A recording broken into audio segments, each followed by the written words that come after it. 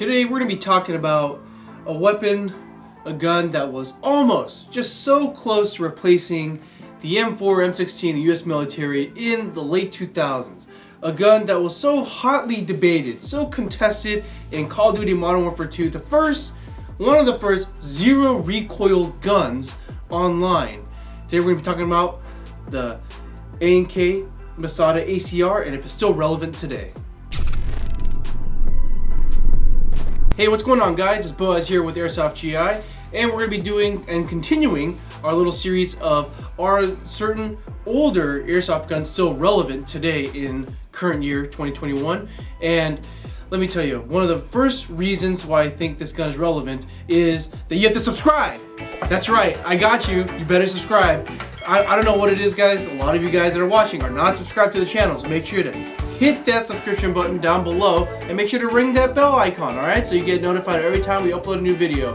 And if you guys want to support us directly, make sure to stop by Airsoft GI so that way I get finally paid a little bit over minimum wage so I can keep adding to my private collection, and also helps keep Cisco deliciously thick, and also maybe, just maybe, allow Kevin to not eat a wish sandwich or have sleep for dinner, you know, 3 days a week. So make sure to do that if you guys want to help the channel out directly.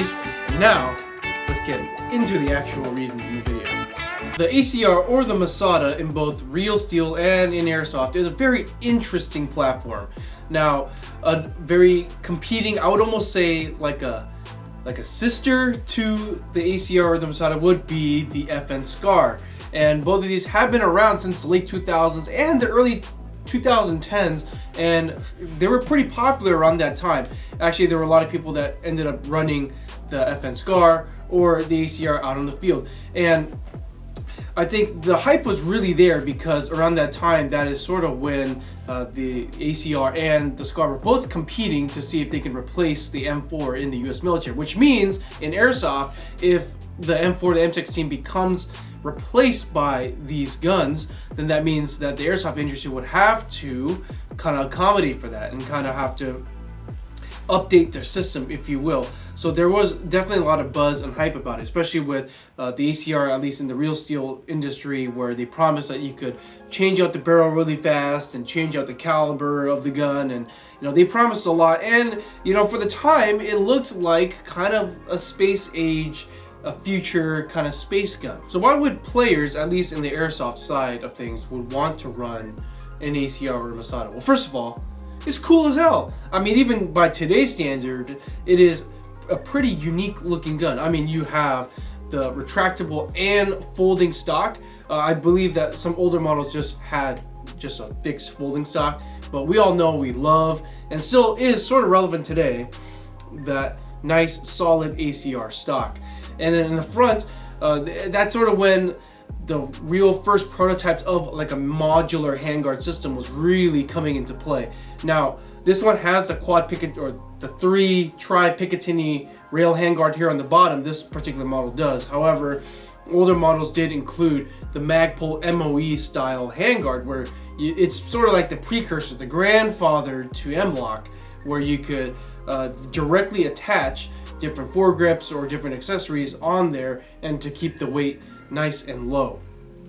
Now also, again, like I mentioned, certain models did include a quick change barrel system. Now the A&K one does not feature that, unfortunately, but back in the day when Magpul was in the airsoft industry, they did release their own version of the Airsoft ACR, which did include a quick change barrel system, which was also something that a lot of players were very much intrigued by, just the fact that they could quickly just snap on and snap off a barrel and change their playstyle, their mission type, if you will. Now, the ACR was also one of the very few guns out there that offered a true ambidextrous system or platform. You have the ambidextrous fire selector, and you have the ambidextrous magazine release, which is actually a very big hot thing back in the day. And also you have the ambidextrous bolt release. Now in airsoft, it's not that big of a deal, but it's just something really cool to have, and something that not a lot of other airsoft guns on the market really featured at the time. And also, it kind of followed the trend or like the fad back in the day with like the bad lever in a way where, you know, you don't have to push down a ping pong paddle like a lot of air style guns. You could just take your trigger finger and just slide it a little down and release the bolt. Again, airsoft, not super relevant because we don't really need a press and pull release, but again, still cool as hell. Now getting into the quick change barrel system a little bit more in depth, and as to why it was such an exciting new feature, is that all you had to really do was remove the handguard with a pin or a couple screws. You pop that off, and then there's a little barrel trunnion that you have this lever that pops out, and you twist that barrel assembly, and you can slide out the entire barrel. And depending which model you had, depending on which manufacturer, you could just take out the entire unit, and then you could slide on either a small CQB barrel like this, or you can go to a more full-length carbine or rifle-length barrel. Now this was very much a very desired feature, especially for a lot of airsofters out there that like to play both indoor and outdoor fields, just because it could fit the look and also be more ergonomic or more practical in those scenarios. Now some other features that I didn't mention previously is that the A&K, not just the A&K, but the Masada or the ACR platform as a whole, were one of the first airsoft guns really out there to include quick detach or QD sling mount points on the gun right out of the box. Then that's also, again, the late 2000s, early 2010s was when QD sling mounts were becoming more of a thing, became more trendier, and it kind of played along with that. And also, another thing is a fully monolithic top rail. Now nowadays, it's way more common to see a fully monolithic upper rail system out of your gun, you know, straight out of the box. But back in the day, there were actually not that many options out there that included a full monolithic top rail like this. You either had to pay a lot of money to get like a Block 2, Mark 18 style rail, or you have to get something super crazy designer brand that allowed you to, if you had an M4, to perfectly flush and mate the rail system with the upper receiver. But the Masada as a whole, it just has one solid piece of rail section, and that for a lot of people was a very, very cool and very desirable thing to have. For example, right, we have some older models here, like this SPR style gun. As you can see, right, there's a lot of this rail gap here, and if you wanted something close to monolithic, right, you just have to move this rail section kind of backwards, and you still have some rail gap. That was a very common problem with a lot of aftermarket rail systems and guns that came out of the box. But nowadays, you know, I flash forward into like the late 2010s into the 2020s, almost every airsoft gun, even this Classic Army X98, already comes with a fully monolithic flush top rail section, which again, I think that the ACR, guns like the ACR, really did pave the way for normalizing or standardizing a full monolithic upper rail system. Cisco loves hearing your airsoft wishes. That's right, micro. Hear that Velcro? Yeah. And he wants to grant your deepest, darkest airsoft wish. You know it's carbine length. Oh, you like Glocks? Oh, I got a Glock. What Glock do you... Kevin? Kevin, this isn't for you. Get off the phone, Kevin. With the YouTube unboxing mystery box. From now until August 20th, you will have the chance to win an extra airsoft gun, including the Classic Army minigun. Order yours before it's too late. Cisco is always waiting at airsoftgi.com. So upon its initial release in the airsoft market, you did have a few manufacturers out there that made the Magpul, Masada, or the ACR. First of all, again, you have the airsoft branch of Magpul back in the day, Magpul PTS. They are the ones that released the officially licensed version, which was, I believe it was OEM'd by GMP at the time. Now that was pretty much like your top of the line, top scale, the most faithful replica of the ACR. You had all the nice branding, all the nice licensing. You have a nice holographic, genuine sticker of authenticity to let you know that it was made by Magpul PTS. The internal qualities for the time was really good. And also, like I said, they also featured that modular quick change barrel system, and they did release other barrels of different lengths aftermarket so that you could buy them and you could pretty much change out your barrel settings on the fly. They also came out with the retractable, this nice 6-position stock, as well as a fixed folding stock, as well as the quad rail, and also the front handguard. That's the Magpul MOE system. Some other notable models out there include the gas blowback version of the ACR, which was released by KWA and has a modular rail system up front. And there was also another gas blowback gun made by WE, which was more of an imposter, a look-alike an imposter version called the MSK out there. Now, the gun that we're using in front of me that we're going to be talking about more in depth today is the A&K Masada over here, which is pretty much one of the last AEG Masadas really out there on the market, and is made by A&K, I would say, in more of like a limited capacity. And we're going to talk about as to why the ACR in recent years kind of fell out of the spotlight, and we're going to also ask the question, is it still usable or relevant today? Now, why did it really fall out of the spotlight? Well, first of all, in real life, as we all know, unfortunately, the ACR program in general just didn't really take off as planned. And so with all that initial hype about the ACR going to replace the M4 M16, that wasn't going to happen. So a lot of people kind of lost the hype afterwards and kind of turned back towards their regular M4 M16. Business as usual.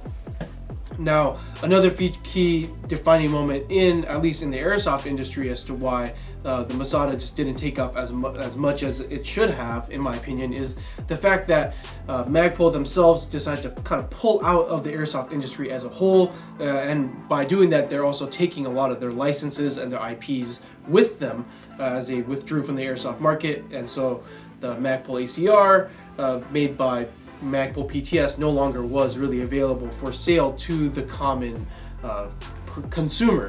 Now, A&K, however, for some reason, they were still able to stick around and are still able to release this version of the gun in limited capacity. And again, this is a gun that hasn't really changed in design for almost 10 years. And internally speaking, it is quite dated, if I'm going to be honest. Internally here for the A&K Masada, you're pretty much going to see, for the most part, a standard version 2 gearbox, and you're going to get a standard version 2 motor. However, the differences between this and a regular Airsoft M4 lies within the nozzle and the hop-up unit. Now, because of the design of the gun, the hop-up unit is proprietary, and also the nozzle and the way that it's spaced and way it makes contact with the hop-up unit is, again, proprietary. But other than that, for the most part, everything here is version 2 compatible and can be used with most aftermarket version 2 parts. Now, out of the box, again, like I said, the A&K kind of performs like most guns out of the box that you would see in the late 2000s and the early 2010s. By today's modern standards, with the rise of MOSFETs and increased materials technology and whatnot, I would say that if you do pick up this gun, put in a 9.6 volt or a 7.4 LiPo, which you're supposed to use on this gun, and you pull the trigger, it's going to sound a little sluggish and it's going to sound a little slow, not just because we have been really spoiled by today's advancements in airsoft technology. Now, that doesn't mean that you can't upgrade it. Like I said, you can put most version 2 gearbox upgrade parts in here. You could still very much put in a stronger motor. You can put stronger gear, stronger spring. You can upgrade your tappet plate. You can upgrade your barrel, your bucking for more increased range and accuracy. However, again, you can't really touch most of the hop-up unit or the nozzle. There might be still aftermarket companies out there that might still have upgrade parts specifically for the hop-up unit and the nozzle out there, probably somewhere in the distant magical lands of the overseas. However, for the most part, like I said, because the platform in general just kind of faded out of the spotlight, aftermarket manufacturers have less of an incentive to keep those specialized parts around. Okay, we are out here on the range with the A&K Masada. We got 0.25 gram BBs in here, pop-up more or less dialed in roughly, and we're using a 7.4 volt LiPo, okay? We generally do not recommend using an 11.1 in this gun out of the box. It wasn't designed for that. So this is more or less going to be a more accurate depiction of what you're going to expect to see performance-wise on a field when you're running a gun stock, okay? And we got target set up about, I would say, like closer to 180 feet, maybe 170 feet. And we're just going to give it a couple shots and give it an impression.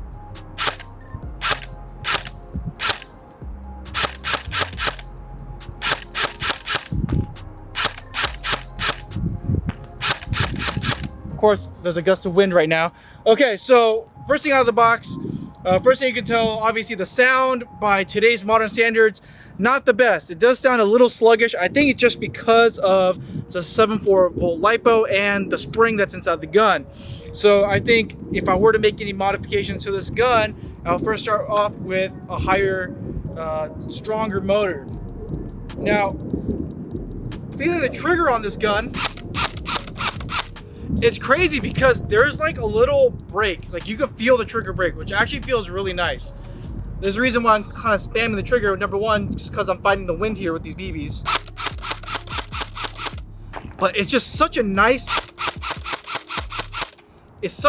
feeling trigger. It breaks, it snaps a little bit, like you know when you fired the gun. They're gonna flip into full auto. Hopefully the fire rate doesn't suffer too much. It probably will. Yeah, it definitely sounds like what you expect from like an entry-level AEG. It's not super impressive with the rate of fire. I mean, for me, not a big deal because I don't run full auto, but trigger response. I mean, it's kind of like a pseudo, like you almost trick yourself into thinking it's a very responsive gun, when in actuality it is, you know, pretty on par with most older AEGs out here on the market. But it does feel like a lot snappier than, you know, what it is because of that little snap. A little break in the trigger. I would say ergonomically, it's right where I want it to be.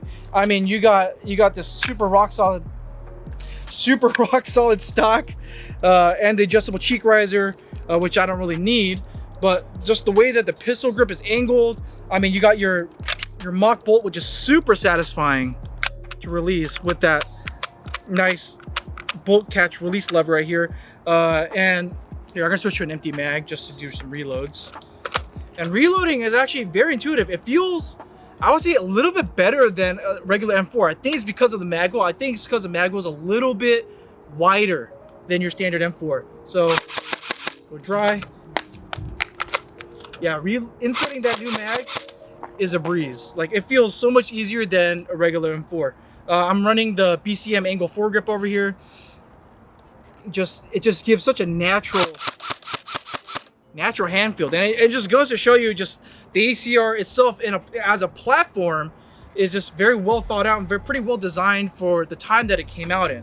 Now, after shooting this out on the range, now first of all, this is a gun I haven't shot in over 5-6 years, honestly, and kind of going back to it, I would say it is startlingly very nostalgic for me, just because it's pretty much how it performed when I had an A&K Masada for a very short period of time in my life, and you know, it was unupgraded, it was stock, and the trigger response was much to be desired, but the range and accuracy surprisingly was fairly decent. I would say that it is on par with still most stock AEGs out here on the market. It's nothing really too special, or it didn't perform under my expectations. It actually pretty much met what I thought would, you know, how it would perform out to distance. However, rate of fire, trigger response, again, it very much needs to be improved, and that is something that we can improve with aftermarket parts. Again, like I said, there are some proprietary parts in here. I'm not sure if the trigger unit can be replaced. I don't think it can, but I'm pretty sure with a better motor and a MOSFET that you can, like an inline MOSFET you can put in there, and with a LiPo battery, like a 11-1 LiPo battery, I'm pretty sure you can get the trigger response up to where you need it to be. Now, we do have the A&K Masada still available for sale on our website at Airsoft GI.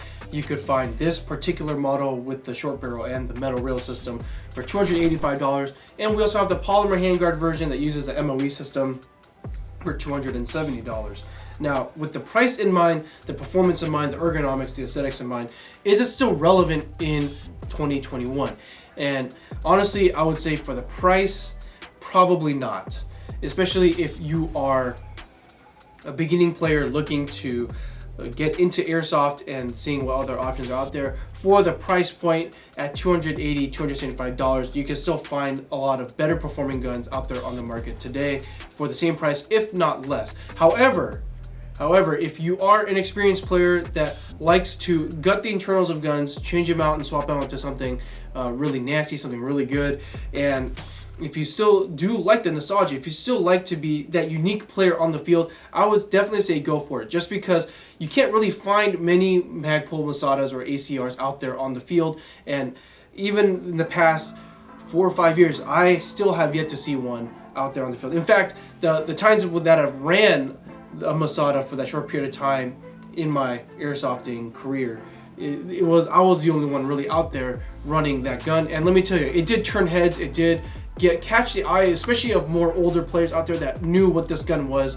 and it was a really great conversation piece and a great conversation starter. So if you guys are looking for something more unique that's not particularly like an M4 or an M16, and you want something that does give you that little bit of nostalgia, a little bit of that kind of space gun-ish vibe, but at the same time still kind of start conversations about, you know, how terrible of a weapon it was in Modern Warfare 2, I would say go ahead and go for it, just because you can still upgrade this and turn this into what we call like a modern airsoft gun while still having that nice look of that ACR space gun. Thank you guys so much for watching me ramble on about the A&K Masada and other ACR Masada platforms out there on the airsoft market. Let me know what you guys think down below in the comments. And again, it doesn't have to be particularly about the A&K model. It can be about the PTS, the KWA, or even the Imposter WE model. Let me know if you guys run a gun like this. Let me know if you guys see anyone on the field rocking something like this. Is this a platform that you would like to see return to the airsoft market? Again, let's start that discussion down below. If you guys like what you see, make sure to hit that subscribe button if you haven't already, and that bell icon to get notified of every time we upload a new video. We upload every Wednesday and Friday, and we have live streams every Thursday with our Thick Papa Cisco for a very intimate experience. If you guys want to support us directly and help us out, keep that content coming, make sure to stop by Airsoft GI for all your airsoft needs. Again, we have the A&K Masada available on our website, so make sure to check it out before they're all gone. And this is Boaz from Airsoft GI. We'll see you next time.